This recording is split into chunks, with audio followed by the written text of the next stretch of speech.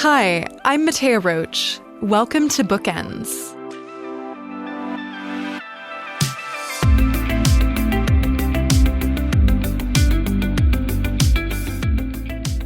The question, what your favorite book is, can sometimes be really difficult to answer, but for me, it's always been pretty straightforward, and it's the graphic memoir Fun Home by Alison Bechdel.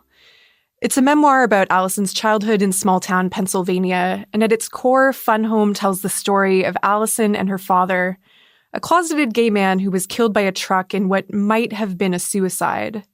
And that incident happened just a few months after Alison came out to her family as a lesbian.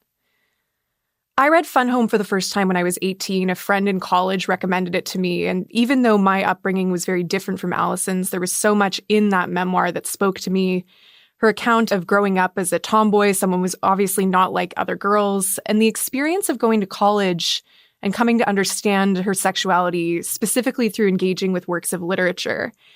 I felt so seen when I was reading Fun Home, and I've continued to have parallel experiences with this text as I've grown older.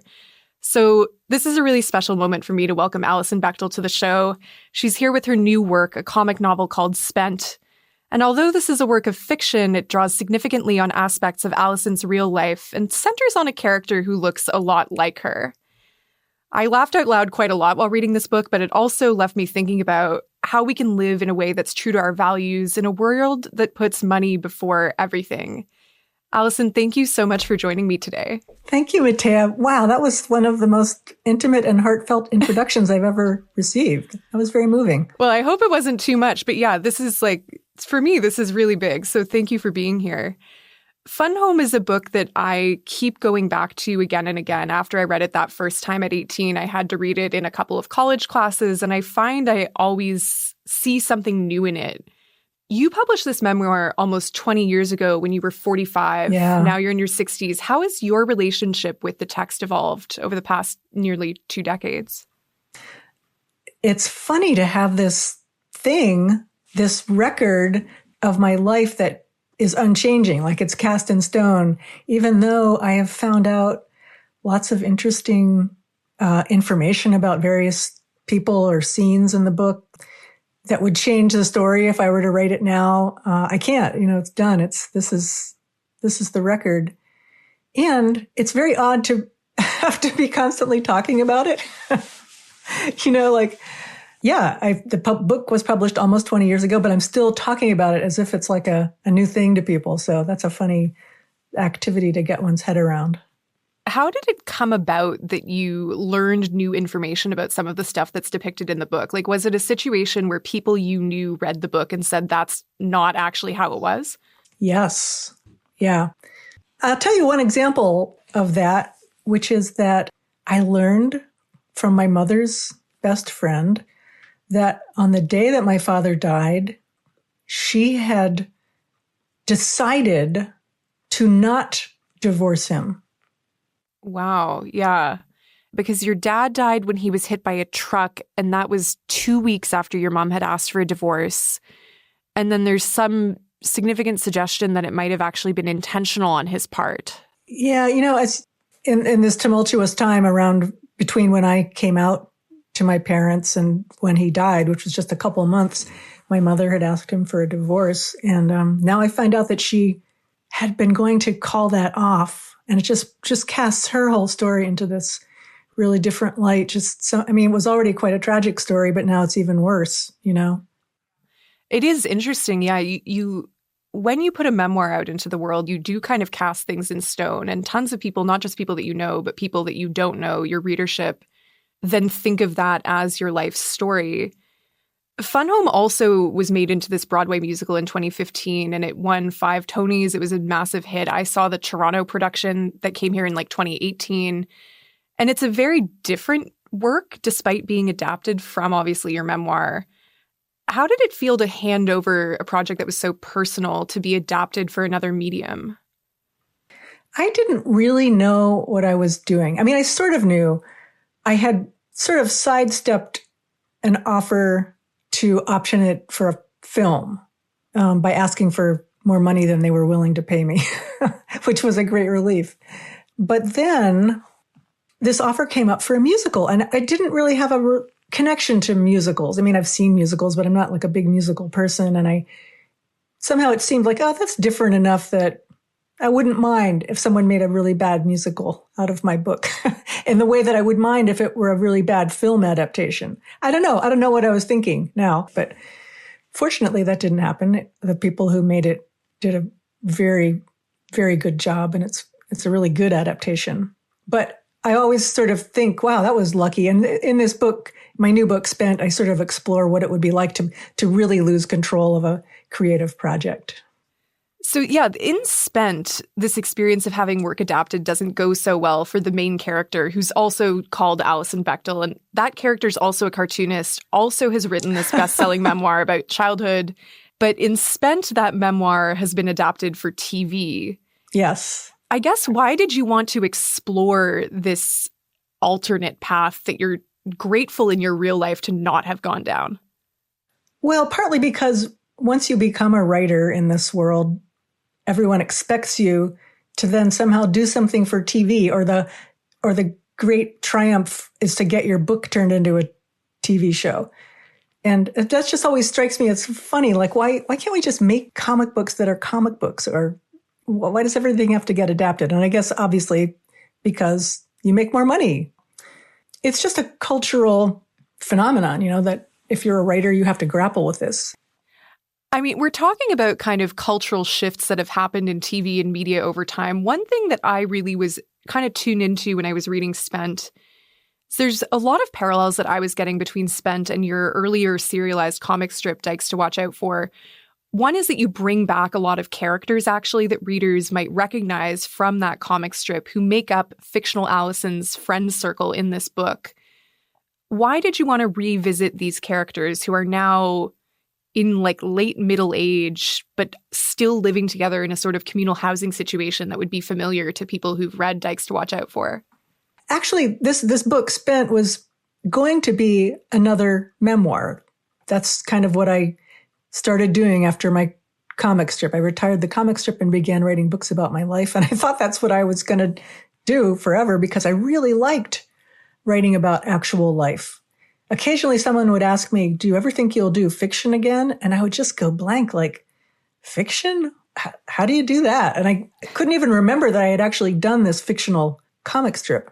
But I realized early on in the work for this book that doing it as a memoir was going to be really boring. I just somehow didn't want to write about my actual life or actually read Marx or all the things I would have to do to intelligently discuss money or capitalism. And in the moment that I threw that idea away, this other idea came in. Oh, what would really be funny is if I wrote about a cartoonist named Alison Bechdel who was trying to write a book about money. And then it just all sort of sprang to life. And in that new vision, there were my old comic strip characters who were going to be my friends. It just was one of those lovely moments when something just comes into your mind fully formed, which hardly ever happens to me. Mm. What would the nonfiction memoir Alison Bechdel book about money have been, do you think? Oh, it would have been very dull. It would have been unpleasant for me to write. It would have been painful, arduous. It wouldn't have had a story arc. In all of my memoirs, the challenge is always, what's the narrative? This really happened, but it's not a story. It's just random life events. How do you turn that into a narrative? And that's an interesting challenge. I love that challenge, but it's kind of a tightrope act. Whereas writing a conventional novel, a fictional story like Spent is, you can just make it happen. You're someone who's always been very political in your work, and your characters in Dykes to Watch Out For, as I was revisiting the comic strip, I had almost forgotten how many ethical conversations about money those characters get into already, going all the way back to the early strips from the 80s. And then what those conversations look like change as the characters age. Some of them kind of become more professional normies, so to speak. Others of them continue living this kind of radical lifestyle where they're like, I don't have a 401k. I'm still working at a bookstore at age 35. Spent unfolds over a couple of years, starting with kind of peak pandemic like 2022 and ending with the run-up to the 2024 election. Fictional Alison and a lot of the other characters are doom-scrolling. They are mainlining CNN and NPR. and just becoming miserable over the news. Is that a scenario that you were experiencing in your real life as you were writing this book? Oh, yeah. I mean, that's how I live. Doesn't everyone? That's what I think is Oh. Doesn't everyone? And every so often I'll talk to someone who's like, you got to turn that stuff off. Part of the motivation for writing this book when it was going to be a memoir was my own experience of just becoming more, not more conservative, but just more isolated in my life. Like when I was younger, I did lead a more communal life. I lived in a communal house. I went out and did political activities and was involved in my community.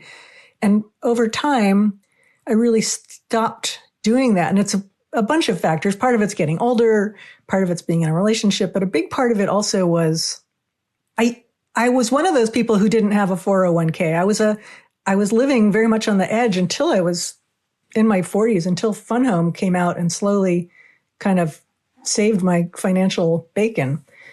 And then I started making a lot of money, which was a very weird experience for someone who had like formed their sense of themselves as an outsider, and especially as a poor outsider. Mm-hmm.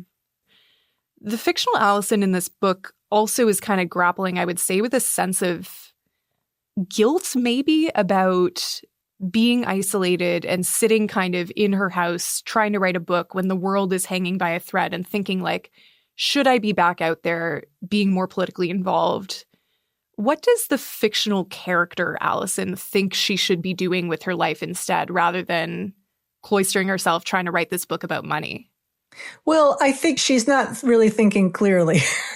I mean, she has a very hard time focusing on anything. She's got a little ADHD.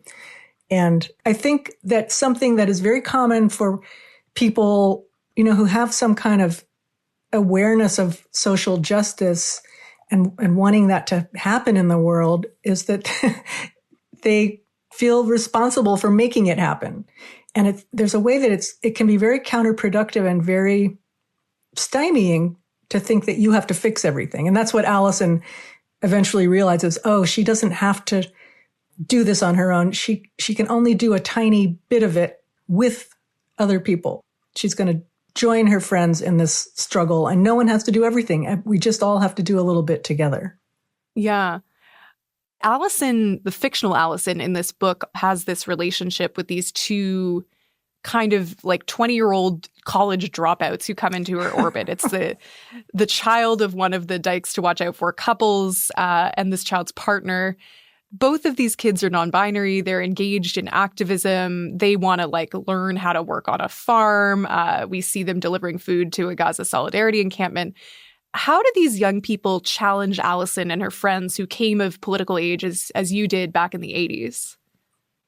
In many ways, they're the same, but the young people haven't been co-opted yet. They haven't started jobs. They haven't started saving money.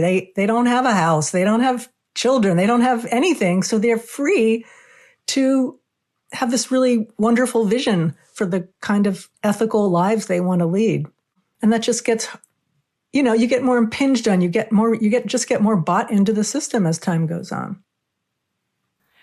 One of the delights, I mentioned the farm that Alison and her wife Holly, which is again also like your real partner's name in real life. One of the interesting things in this book is we see these characters running a goat sanctuary on their farm in Vermont, and we get some like comic relief goat antics, let's say.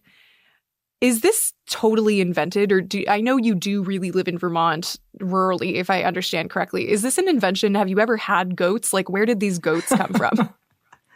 No, I don't have goats, but my grandfather was a goat herd as a boy when he lived in the Dolomites in northern Italy.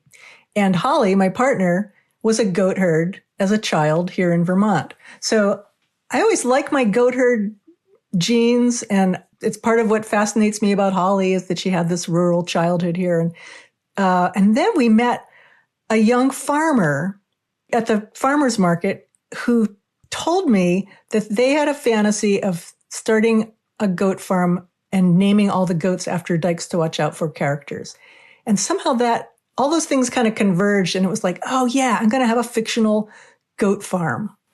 I mean, goats are they're very compelling creatures. I wouldn't actually want to have to raise them, but they're really cool. What is interesting about goats for people that are not goat knowledgeable? The way they move is bizarre. They just move in directions and with force that you aren't expecting. They jump and hop, and it's weird. They have cute faces and crazy eyes, those crazy eyes with slits for pupils. I don't know. They're just wild. Yeah, I remember seeing there was this like post that went viral on Tumblr that was about mountain goats specifically. And it was these photos of mountain goats like crawling basically vertically. Oh my God, they can climb anything. That's the other appealing thing. It's crazy. Yeah, they would like go up these mountains to, I think, find salt licks. And it's like, was there no salt like in a more convenient location? You had to go up the mountain? I think they just liked climbing. I think maybe they were just having fun. I can't relate. I'm impressed by the industriousness of those goats. We've been talking a bit about characters that challenged the fictional Alison in Spent. And there's another character who pops up that was very interesting to me, which is the sister character, Sheila, who is like a complete whole cloth fabrication from what I understand. Yes. And Sheila is an elementary school teacher and an artist, but she's also a supporter of anti-abortion laws and book bans and wants the fictional Alison's book banned from school library. Where did this character come from? Because this was like one of those things that made me shake my head and go like, I need to go back to the Wikipedia page and make sure that there is in fact no sister that was written out of Fun Home. That would have been funny. I should go try and manipulate my Wikipedia page. No, Sheila is totally made up. I mean, I'm just so interested in the tensions within families that are cropping up because of all this crazy political polarization. So this was just a way to play with some of that tension. And the joke is that Alison and her sister Sheila are basically the same person. I mean, I draw them exactly the same, except Sheila has long hair and Alison has short hair. They both have the same annoying personality traits, but they're on opposite sides of the political spectrum. And Alison is constantly trying to win Sheila over and failing. How do you navigate those sort of really fraught political disagreements in your own life? Because I can imagine, I was thinking about like living in rural Vermont. It's a place where you get a really wide array of political views. And I think this is true of a lot of rural communities, that you have the kind of hippie artist types who maybe are from there, maybe move there because they want a certain kind of quiet life. And then you have other people that are like, you know, we see this guy approach Alison and Holly at like Home Depot or something, who's wearing a MAGA hat, but then wants to compliment Holly on woodworking videos that she's posted online. I've definitely had those kinds of like surprising interactions that blur political lines when I've been in like certain places in rural Canada myself. How do you navigate those kinds of relationships where there are really profound disagreements, but you have to still live together and be in a community? Well, it used to be easier, you know, you could just not talk about politics, but that's gotten more difficult to do, especially now that everyone's like got all their bumper stickers. Everything's just gotten harder. You know, it's a kind of rosy view in my book of these situations. No one really stops speaking to anyone. There's no violence, but there's kind of just this, you know, certainly the fear of violence. Alison's prepared for the Proud Boys to come bursting into the farm at any moment. And I think that increasingly that's, you know, an anxiety lots of people are having. But in the book, it just works out. People manage to be friendly and go with the ways they're connected and ignore the ways that they're not connected, especially with Alison and her sister. They find some common ground, but they don't really come to agreement on anything.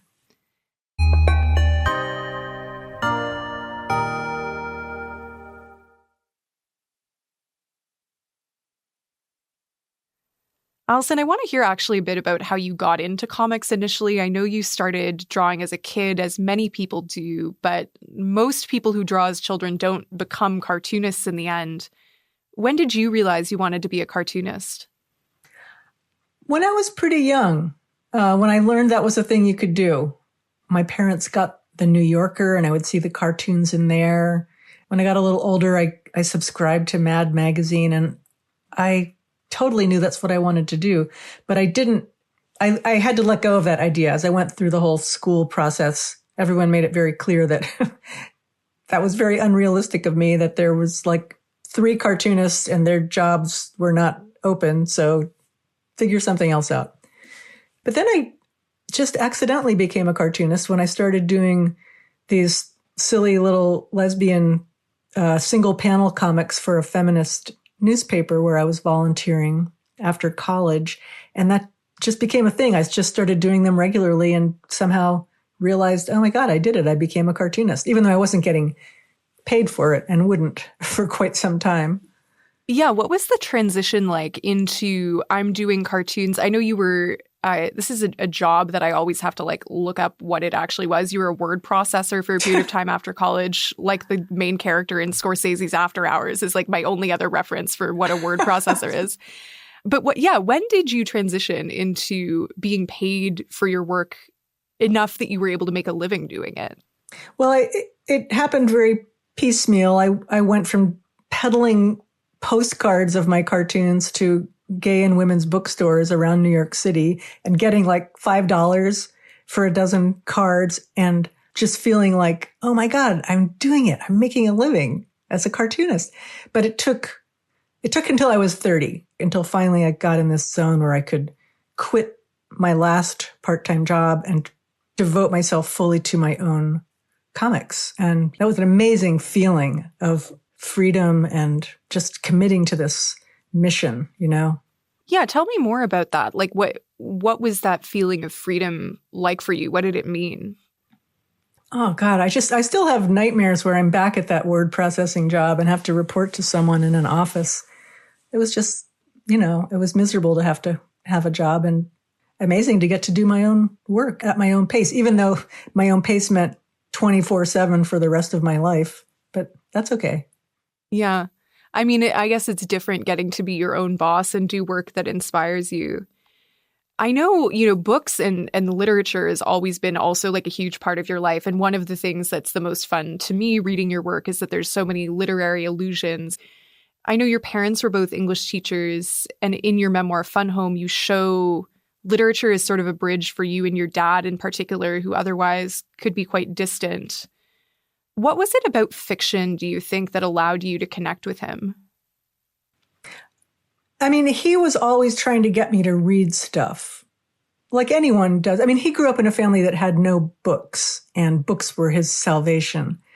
So he became this sort of annoying missionary, and many people were eager for that. Lots of his students would come and outside of school, and he'd suggest books for them to read. And I think he wanted me to be like those kids, and I just didn't want anything to do with it. I hated being told what to read.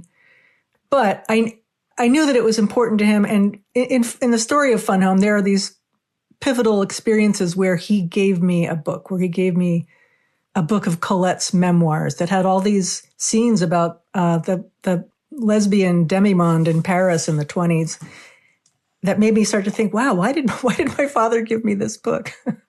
And I don't even know that he meant for me to read that part, but he was just always trying to connect. And he did with that book, certainly. Yeah. What was that like being given Colette when you were like 18 or 19?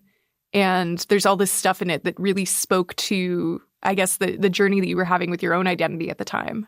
Yeah, well, it was at this very odd moment. It was just after I had come out, after I'd realized that I was a lesbian, but before I had told my family. And I had been very busily reading everything I could get my hands on about homosexuality. So Colette was just one more volume for me, but it's just a very interesting choice on my father's part. And then soon after that, I did come out to both my parents, and I used the Colette book as a way to further the conversation with him. I asked him, what were you thinking when you gave me that book? And he didn't really answer the question. Why do you think he didn't really answer it? Well, it was a very intense moment.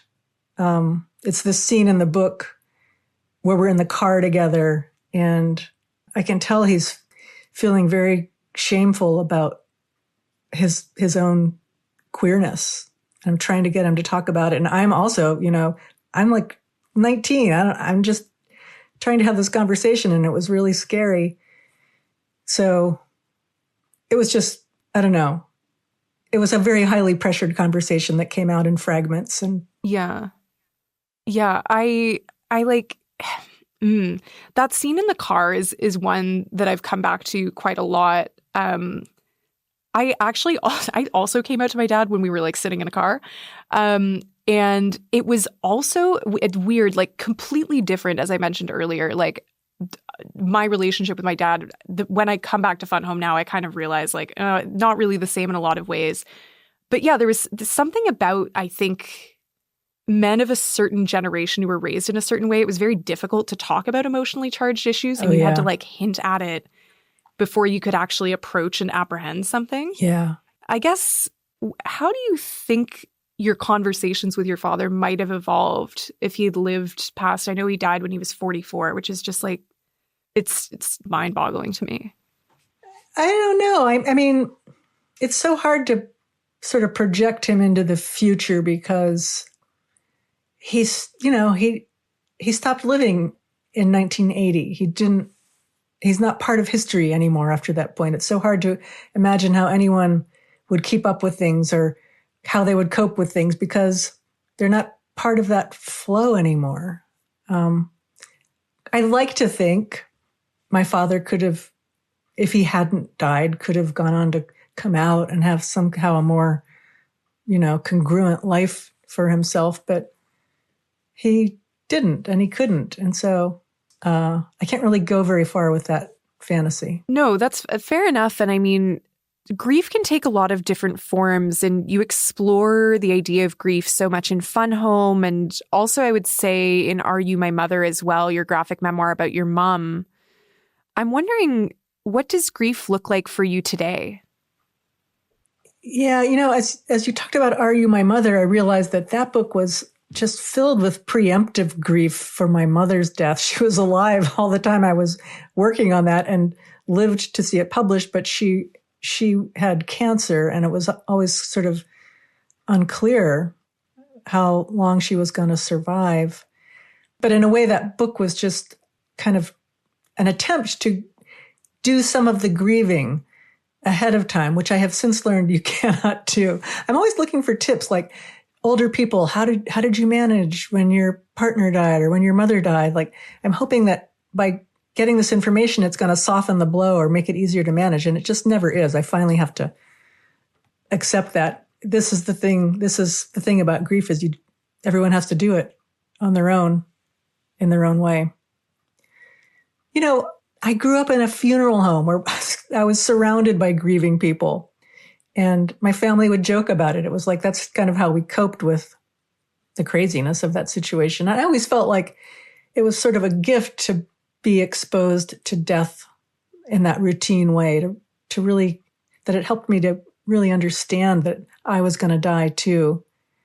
But even so, I don't understand it. I mean, the older I get, I feel like the better I understand it, or the closer I get to accepting that it's really going to happen. But I still think it's not something we can do until we're there, until you're really close to death yourself. Living takes up a lot of RAM. So you put off thinking about dying until you have to. Speaking of RAM, there's this interview that you did with The Guardian a while back where you talk about in the past feeling like you were kind of haunted by your father and the manner in which he died and just the complexity of the time at which that happened. But the process of putting these works out into the world sort of freed up almost mental headspace. Yeah, that was a positive experience. I mean, writing... I wrote that book because I wanted to figure out this incredibly complex experience that had befallen me. Even though I'd spent 20 years thinking about it and talking about it and doing therapy about it, I hadn't really written about it.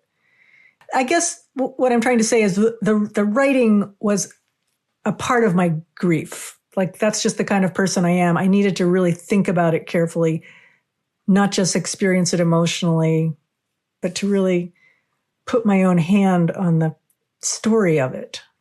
I was always very taken with the way Virginia Woolf described writing To the Lighthouse, which is her own sort of semi-autobiographical book. And she had felt really quite haunted by both of her parents for most of her life at that point. Just felt them like looming in her consciousness. And writing that book, she famously said, got them out of her head.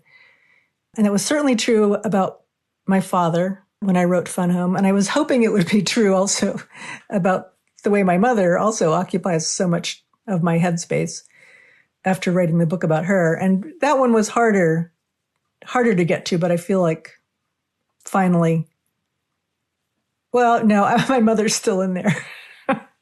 But she's not nearly as haunting as she used to be. But she's been dead for 12 years at this point. So she's quite, she's got a lot of endurance. It was also much more difficult writing about someone who's sort of looking over your shoulder. Yeah, what was that like? Oh, it was excruciating. I don't know what I was thinking, why I felt like I had to write a book about my mother. I mean, I know why I did. It was just a way to connect with her. And it felt like, I don't know, some big missing thing in my life. And so it was the project I had to do. But it was difficult for her. And yeah, I suppose there was some way that was hostile on my part. I was getting some kind of revenge for whatever, however I felt she had shortchanged me in my life. But, that whole story too, I feel like I would write a very different book about my mother now. I've just had this whole new revelation about my mother, for example, which is that I'm pretty sure she was on the spectrum. And that explains, she wasn't remote or cold. She just had a really different style of relating and just couldn't take a lot of stimulation. So I've been kind of reinterpreting my whole relationship with her in that light lately. What made you realize that, do you think? It was reading a book it was sort of realizing that I probably am on the spectrum. I was reading that book, Wintering. Catherine May. Yes, Wintering by Catherine May. And yeah, she was describing her experience of being a mother to a toddler at the same time that she was diagnosing herself with being on the spectrum. And it was like, oh my God, this sounds very familiar. Like, a little child is noisy and needy and all the things that, if you're a neurodivergent person are really stressful for you. And I just think when I see my mother finally settling down into her armchair with a cigarette at night to read her book, which was always so sad to me because I couldn't talk to her then. But now I understand that was the only minute she had of peace all day, That's, yeah. I think the journey towards having empathy for one's mother, I feel like, is lifelong. I don't know. My mom and I get along decently well, I would say. And I think that as I get older, there are always new things that I'm kind of understanding of oh yeah, that's why this thing that when I was a child really bothered me. I understand now why she had to do that. Yeah. And we can't really understand those things either until we get to that further, that point in our own lives. Mm-hmm. Just like you can't really understand death until you're getting close to it yourself. Yeah. I want to return just as we kind of come to the end of this conversation, our time together, to Spent. The main character, the fictional Alison Bechdel in Spent, has this kind of realization that we talked about a bit earlier, that the world is not on her shoulders alone, that she can't fix all of the problems in the world or even in her community, but she can make an impact in her own community in tandem with the people around her. It's a very hopeful note to end on, and I think kind of almost, I don't want to say uncharacteristically hopeful for your work, but it felt refreshing. It felt nice. How does that sense of hope show up in your own life right now? I went to a demo last week and saw people I hadn't seen in a very long time. And it was amazing. Oh my God, we used to do this a lot. Now we're going to do it a lot more. Let's just keep coming out. Everyone there it was their third like protest of the week. It was so moving. Like people are really getting out there. I feel like I'm also just at the same time turning a little inward too. Like, okay, I'm just going to like take care of these family members who need me to do stuff. That's one thing I know I can do. I mean, also doing the world stuff, but sometimes just doing stuff for my relatives feels like, okay, this is legit. I can do this. Yeah, this is what I can do today. Yeah. Alison, thank you so much for joining me for this conversation. As I think I said earlier, this has been like a real thrill for me. And I've had such a good time talking with you. Mattea, thank you. Those were all very wonderful, searching questions. I really appreciate them.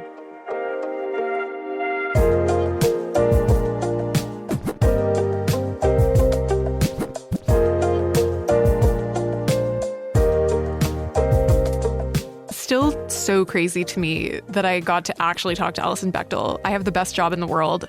Alison Bechdel is the author of Spent, a comic novel, and she joined us from her home in Vermont. This episode was produced by Katie Swales. Ailey Yamamoto is our associate producer.